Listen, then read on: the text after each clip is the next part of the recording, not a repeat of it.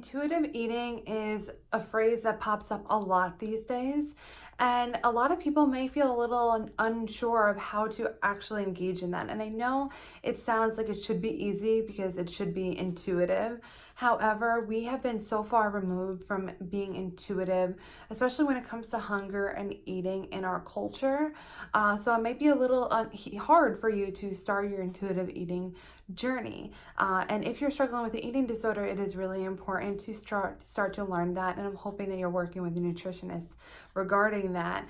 However, I want to talk a little bit about one of the steps that can help you in your intuitive eating journey. First, welcome to my channel, or welcome back to my channel. My name is Stephanie. I'm Long Island's eating disorder specialist. I talk all about eating disorders, body image issues, and general mental health on this channel, and I post 3 times a week. If any of that interests you, please click the subscribe button down below.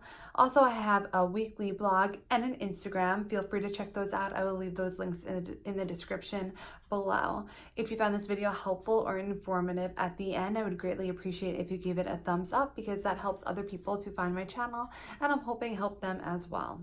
Intuitive eating, right? It sounds like it should just be intuitive and it should just be easy, but it is not necessarily easy to start the journey, because it really starts to, what's important is to just get down to basics. And when we built up such a building in terms of what we should eat, what we shouldn't eat, how we should eat, when we should eat, and all these messages from our culture, which created that building, we really need to knock it down, take it down brick by brick to get back to the foundation. So it is more difficult than it actually sounds. However, once you are into that process and once you really work it, then it becomes much more intuitive. One of the steps in working on intuitive eating is identifying and differentiating physical versus mental hunger. So physical hunger is our body, what our body tells us. When our body tells us that we're hungry because we are physically running out of fuel. And that's something that we're going to talk about, what that actually looks like in a moment. And mental hunger is more emotional hunger, or what you think you want, but it's not really what your body is telling you that you want. And mental hunger can also be very heavily influenced by culture. So what we need to do is differentiate that. Big part of intuitive eating is listening to our physical bodies. So physically, how do you feel hunger? And I know that sounds like, what? How do you feel hunger? It's different for everyone. A lot of people you might just think that you should feel hunger in your stomach, but sometimes people feel it different ways. Or the first indicator of them being hungry might be a headache or something like that. What's important is figuring out what that is for you, and then being mindful about when that starts to pop up and when you start to feel hungry, because that is physical hunger, and that's your body saying to you that you need fuel, you need food. Physical hunger is the most important to be able to listen to, because that is your body. That is what we want to get to be intuitive eaters, is what is our body telling us.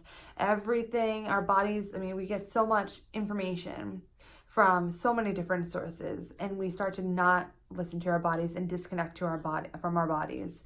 But our bodies have been around for many, many millennials, and we have survived, obviously not ourselves individually, but the human race has survived for a really long time before there was all this, diet talk and doctors saying, don't eat this, have that, never have that, if you eat this, and then it changes every other day. So let's stop listening to all that chitter chatter, because really that's just a distraction from what our body's actually telling us. Mental hunger, on the other hand, is more filled with the chatter that you hear from our diet culture and just all the mixed messages that we're getting. So that might be a reason that that's usually what's involved in the mental hunger. Mental hunger also can be based on emotion. So if you are really, really upset, you may turn to want to eat as a result of that. So that might be emotional hunger. And then there's also, people might do it for entertainment because they are bored. So while they're bored, they're like, I'm just gonna go eat something, and that is a source of entertainment. That's, again, a thing of mental hunger. I'm not saying that mental hunger is bad or that it's not what you want to listen to, but it's about being mindful about what is physical and what's your body saying this is what you need and what is mental. So mental, you might actually need to listen to at some points. It might say, okay, your body is saying that you're hungry, but obviously you're going to have to listen to what your brain is telling you to eat. And your body might be giving you indicators, but that's going to come out in the form of obviously a conscious thought. So you might feel that you are really needing something salty, and that's something that you might feel as a craving, but usually cravings show up because that is what our body is telling us that we are lacking or that we need, and it's coming out in a conscious thought. So these things work together, physical and our mental hunger. So I don't want you to feel that you can never listen to your mental hunger. That's not the point here, because gets confused with what is your brain is telling you that you need to have or that you should have. Additionally, it's not bad to listen to your mental hunger, even if you're not feeling physically hungry, but you really just want some ice cream. And maybe it is because you're sad, or maybe it's just because you really love ice cream. And either way, that's totally fine. It's something that you are able to do and you should do if that's what you want. It's just about being mindful where the source of hunger is coming from. Because if you are not really, really hungry, but you're craving ice cream, you may just want to be mindful about making sure that you don't make yourself over full because you're not hungry and yet you're eating. And it's just about matter of mindfulness. Enjoy your food, enjoy giving into your cravings, indulge, do all that stuff. You're not meant to be perfect creatures. You're not meant to be a robot and only feed yourself when your body is saying we absolutely need it. We're not supposed to be like that. So it's okay to give into your mental hunger. It's just important to know where the source of your hunger is coming from so that you know exactly what you should be doing. So if it's physical, you need to fuel your body. Absolutely. If it's mental, just be mindful about what your body is feeling as well.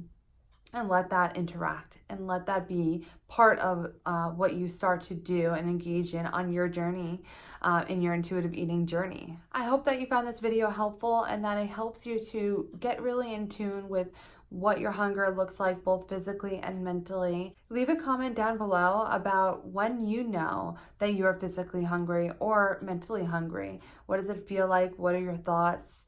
And just share that in the comments. You could click my face over here to subscribe to my channel, and I wish you the ability to differentiate this hunger on your journey to finding your state of balance. I will see you in my next video.